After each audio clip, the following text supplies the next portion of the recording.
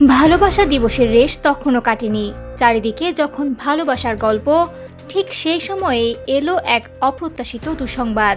জনপ্রিয় ও ব্যস্ততম অভিনেত্রী তানিয়া বৃষ্টিকে ঘিরে তৈরি হয়েছে উদ্বেগ। ভ্যালেন্টাইন ডে এর দিনটি তিনি কাটিয়েছেন হাসপাতালের শয্যায়। এই তথ্য নিজেই জানিয়েছেন সামাজিক মাধ্যমে। শনিবার 14 ফেব্রুয়ারি সন্ধ্যায় নিজের ফেসবুক পোস্টে অসুস্থতার কথা জানান এই অভিনেত্রী। যদিও তিনি তার রোগ সম্পর্কে বিস্তারিত কিছু বলেননি, তবে প্রকাশিত ছবিতে দেখা যায় হাসপাতালের বিছানায় বসে আছেন তিনি, মুখ ও মাথা ফুলের তোড়া দিয়ে আচ্ছাদিত। ক্যাপশনে তানিয়া বৃষ্টি লিখেছেন, পরিবারের কাছ থেকে পাওয়া ভালোবাসা দিবসের ফুল তাকে গভীরভাবে স্পর্শ করেছে। একই সঙ্গে সবার কাছে দোয়া চেয়েছেন তিনি।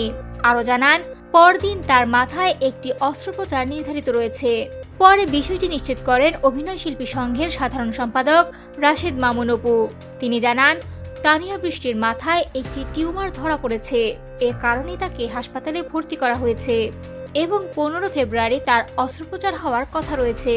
জানা গেছে, রাজধানীর বাংলাদেশ স্পেশালাইজড হাসপাতালে তার ব্রেইন টিউমারের অপারেশন সম্পন্ন হওয়ার কথা। বিষয়টি প্রকাশ্যে আসার পর থেকেই ভক্ত অনুরাগী ও সহকর্মীদের মাঝে উদ্বেগ ছড়িয়ে পড়ে। সামাজিক মাধ্যমে অনেকেই তার দ্রুত সুস্থতা কামনা করে বার্তা দিচ্ছেন। ভালোবাসা দিবসের আনন্দঘন মুহূর্ত যেন হঠাৎই রূপ নিল দুশ্চিন্তায়। তবে পরিবার, সহকর্মী এবং ভক্তদের ভালোবাসা ও দোয়া এই কঠিন সময়েও শক্তি যোগাচ্ছে তানিয়া বৃষ্টিকে।